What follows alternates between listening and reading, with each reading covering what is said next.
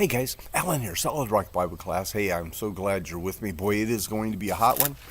Hope you got something big to drink today, huh? And make sure it's good and cold. Hey, we're going to be talking about joy. I kind of think of joy many times as a child, in church, singing, I've got the joy, joy, joy, joy down in my heart. Or we sing, this joy I have, the world didn't give it to me. See, we shouldn't just have to endure life. We're supposed to enjoy life. I know Disney says they're the happiest place in the world, but we should be the happiest people in the world. Our joy should actually impact other people. When we get up in the morning, we should be impacting other people with our joy. Now, how many here that I'm talking to today are discouraged or could be discouraged or have been discouraged in the past? Hey, all of us have discouragements that happen. A bad day, what's a bad day? You wake up in the morning and you flip on the morning news and they say, here's the routes out of the city. Or, you get up all of a sudden, jump out of bed and you don't hit the floor. But, life is full of trouble. Life's full of difficulty. Life is full of trials and sickness, hard times, economic bad times. You're going to have good weather. You're going to have bad weather. Things crash against our life on a daily basis. And so we're going to have this discouragement. We're going to have some sorrow. We're going to have some weeping. We're going to have financial difficulties at times. We're going to have dark days in our life. We're going to have uncertain times in our life. But the thing that God has taken and provided for us in all these hard times is joy. In Nehemiah, the 8th chapter, verse 10, it says, at the end of it, I'm just going to catch the last piece of it. It says, for the joy of the Lord is our strength. The Lord's our strength. It comes from within us every single day. This is where the joy comes from. We make a choice every single day. Are we going to have joy in our life, or we're going to walk around depressed and mope? In Psalms, the 30th division, verse 5, it says, for his anger endureth but a moment, in his favor is life. And then it says, weeping may endure in the night, or for a night, but joy cometh in the morning. When we wake up in the morning, it's a brand new day. We've got a brand new chance.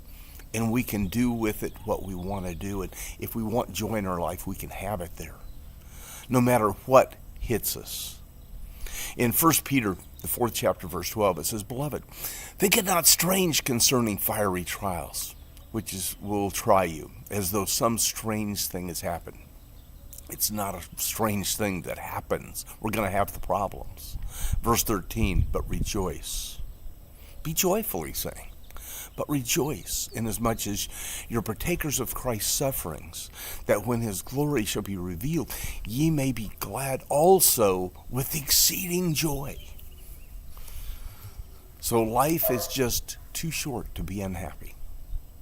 God doesn't want us unhappy. We're not going to attract people to ourselves and to Christ if we're unhappy. In John the 15th chapter, verse 11, it says, these things have I spoken to you, that your joy might remain in you, and that your joy might be full. So, one of the big things is don't compare our lives to other people's lives. And I know I've mentioned that before. But our race is not somebody else's race. It's not our neighbor's race. It's not the person we see in church. It's not that person we work with. That's not the race God's given us. Live your life, the life God gave to you, and make the very best out of it. And the very best thing you can do is be joyful. I think many times people they kind of live under the circumstances, don't they? Many times I do it, and I think probably many times you do it too. We need to make decisions to not live under circumstances. We need to stay in a positive frame. You say, well, people upset me. Don't let other people rob your joy. You have to give them the power to take that, by the way. They're not making you unhappy. You've made yourself unhappy because you gave them the power. You have a choice. Joy doesn't depend on our circumstances. In 1 John, the first chapter, verse 4,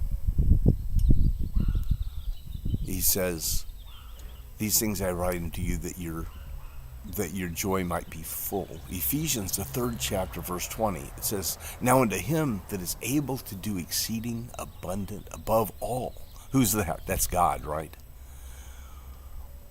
"According to the power that worketh in us." So the thing is that the power is within us. It's within us. God's given us the power to be joyful in our life. And no matter what our circumstances is, we're able to be exceeding abundant, above all, he says. So kind of the thought to finish up the day with here, more than anything, is rejoice evermore. Pull that joy that we're supposed to have in our heart, the joy, joy, joy, joy down in our heart. Pull that up. Make it part of your every single morning commitment that I'm going to have joy in my life, and I'm going to have that joy in my life, and I'm going to have it there today. Hey, this is Alan. I'm going to catch up with you just a little bit later.